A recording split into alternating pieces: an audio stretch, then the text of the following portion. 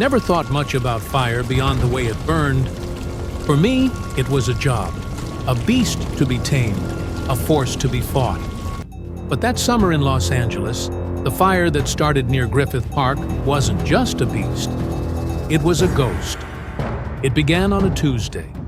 The call came in just after sunset, a routine report of smoke in the hills.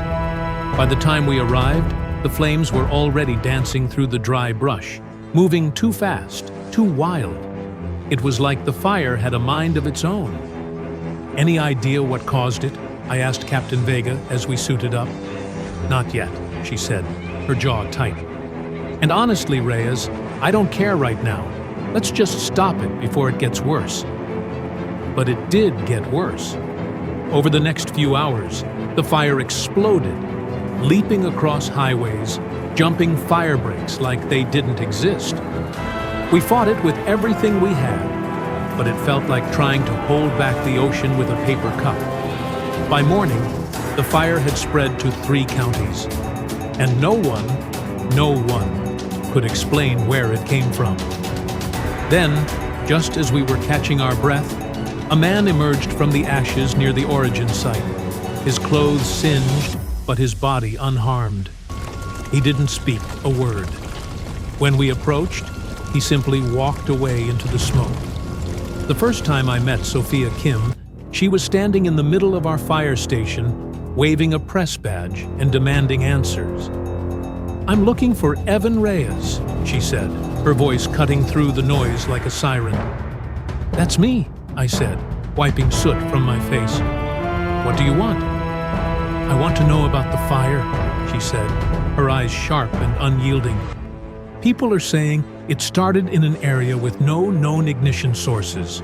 No lightning, no campfires, nothing. Doesn't that seem odd to you?" I shrugged. Fires don't always come with a neat little explanation. "Maybe," she said. "Or maybe someone doesn't want us to find one." I should have walked away. I had enough on my plate without entertaining conspiracy theories. But there was something about her, something that made me pause. Later that night, I found her talking to Captain Vega in hushed tones. When they noticed me, they stopped abruptly, and Vega's face darkened. Sophia left without another word. We were back at the fire line when I met Alex Torres, a wildfire specialist flown in from Arizona. He was tall, confident, and had a sharp wit that immediately clashed with Sophia's no-nonsense attitude. "This fire's a puzzle," Alex said, examining the burn patterns. "It's like it's moving against the wind. That's not natural." "You think it's supernatural?" Sophia shot back, crossing her arms. "I think it's deliberate," Alex said, his eyes meeting hers. "And if you're going to play detective, you might as well get the science right." Their bickering became a regular occurrence, but I couldn't deny the chemistry between them. It annoyed me more than it should have, especially when Sophia started seeking out Alex's expertise more often than mine. One night, as we watched the fire glow on the horizon, Alex turned to me. "You've known her longer. Is she always this stubborn?" "She's passionate," I said, trying to hide the edge in my voice. "Passion can be dangerous," he replied, his gaze lingering on Sophia. "We found it in the ashes of an abandoned house on the edge of the fire zone. A small, leather-bound notebook, half burned but still legible. The pages were filled with cryptic notes and sketches, maps of the fire's spread, lists of coordinates, and one phrase repeated over and over: "The fire begins where no one looks." "What does it mean?" Sophia asked, her voice barely above a whisper. "I don't know," I said, but the truth was, it sent a chill down my spine. That night, as Sophia and I pored over the notebook in the station, Alex walked in. "You two planning to solve this without me?" he asked, smirking. "You're late," Sophia said, but her tone was softer than usual. The 3 of us worked together, but the tension was palpable. When Sophia accidentally brushed against Alex's arm, I felt a pang of jealousy that I couldn't ignore. As the fire raged on, we followed the clues in the notebook, chasing leads that led nowhere. Witnesses claimed they saw strange lights in the sky before the fire started. Others swore they heard an explosion, but there was no evidence to back up any of it. Every time we thought we were getting close to an answer, the trail went cold. It was like the fire didn't want to be understood. One night, while patrolling the fire line, Alex and I stumbled upon a hidden campsite. The ashes were still warm, and among the debris, we found a charred photograph of Sophia. "This can't be a coincidence," Alex said, his voice low. "No," I said, my stomach twisting. "It's a message." By the time the fire was finally contained, it had burned over 200,000 acres, destroyed hundreds of homes, and claimed dozens of lives. And yet, no one could explain how it started. One evening, as we packed up our gear, Alex confronted me. "You're in love with her, aren't you?" "What?" I said, caught off guard. "Sophia," he said, "it's obvious, but I think she's too focused on the fire to see it." Before I could respond, an explosion shook the ground. We raced toward the source, only to find Sophia trapped in a collapsing building.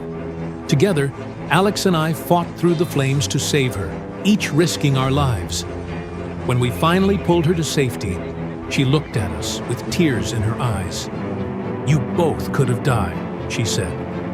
"We weren't going to leave you," I said, my voice raw. "Neither of us would," Alex added, his hand resting on her shoulder. It wasn't over. The fire had been contained, but something darker lingered in its wake. Late one night, Sophia received an anonymous tip, a location deep in the burned-out forest where answers waited. Against my better judgment, she convinced Alex and me to go with her. The coordinates led us to an underground bunker, hidden beneath the scorched earth. Inside, we found rows of monitors, all displaying live footage of the fire's path. On a table, there was a device emitting a faint hum, a machine unlike anything I'd ever seen. "What is this?" Sophia whispered, her fingers hovering over the controls.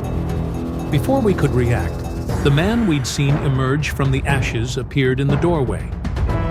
"You shouldn't be here," he said, his voice calm but menacing. "Who are you?" Alex demanded, stepping forward. The man smiled faintly. "A guardian, or maybe a destroyer. It depends on your perspective." He reached for the device, but Alex lunged at him. The two of them grappled, their struggle knocking over equipment and sparking small fires in the confined space. "Evan, stop him!" Sophia shouted, her voice filled with panic. I hesitated, torn between helping Alex and protecting Sophia. In that split second, the man activated the device. A wave of heat and light erupted, throwing us all to the ground. When I came to, the bunker was in ruins. The man was gone, and the device lay shattered. Alex was unconscious, and Sophia was cradling his head, tears streaming down her face. "He's breathing," she said, her voice shaking.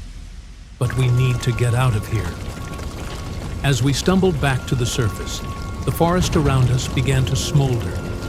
It was as if the fire had been waiting, dormant, for this moment.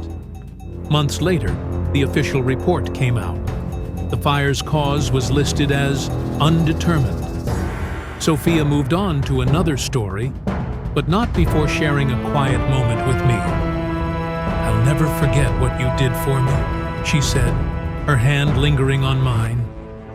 Alex and I stayed behind, each nursing our own scars, physical and emotional. The mystery of the fire stayed with us, along with the unspoken tension between us and Sophia. Sometimes, late at night, I think about the phrase in the notebook.